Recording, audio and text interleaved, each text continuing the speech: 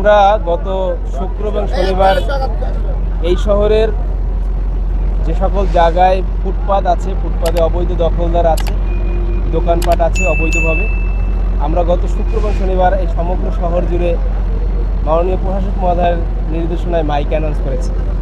আপনারা সবাই জানেন, এই শহরের সবাই জানে যে আমরা তাদেরকে 7 দিন সময় দিয়েছি।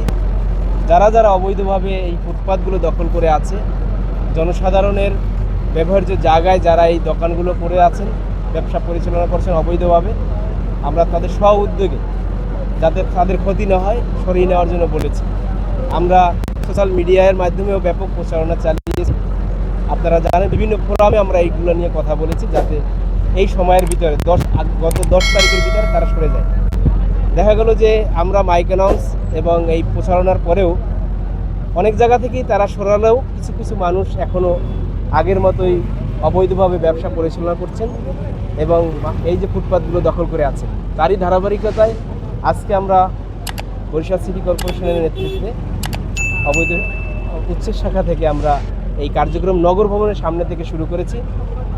আমরা নগর ভবন থেকে শুরু করলেও আজকে আমরা জনগুরুত্বপূর্ণ বিশেষ যে শাখাগুলো, বিশেষ জায়গাগুলো আছে, বিশেষ করে বেলস পার্ক, চৌমাথা, তারপর বিবেকপুর পার সহ যেখানেই এই যে ধরনের সমস্যা আছে, আমরা এই উচ্ছেদ কার্যক্রম পরিচালনা করব। জন্যই করছে এটা মানুষের চলাফেরার জন্য ভালো হবে, মানুষের যাতে সুস্থ মতো একটা কেনাকাটা করতে পারে, মার্কেটে আসতে পারে, মার্কেটের শৃঙ্খলা ভালো হবে, গাড়ি ঘোড়ার যা রাস্তাঘাট জ্যাম থাকবে না।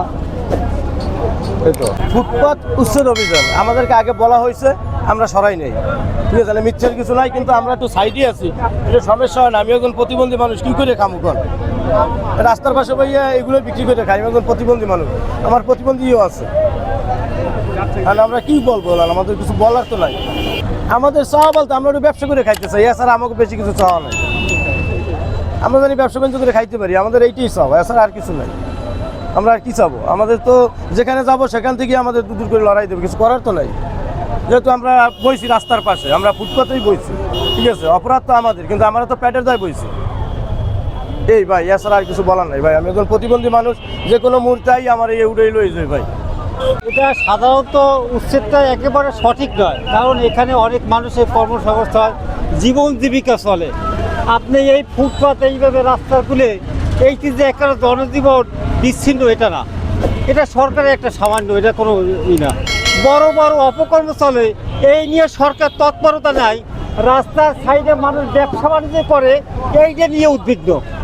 এটা মানুষ, হাজার হাজার মানুষের একটা দোকান দিয়ে 5টা পেজ চলে, একটা দোকান দিয়ে 3-4টা মানুষ চলে, এই নিয়ে উঠে এটা কোনো অনিয়ম।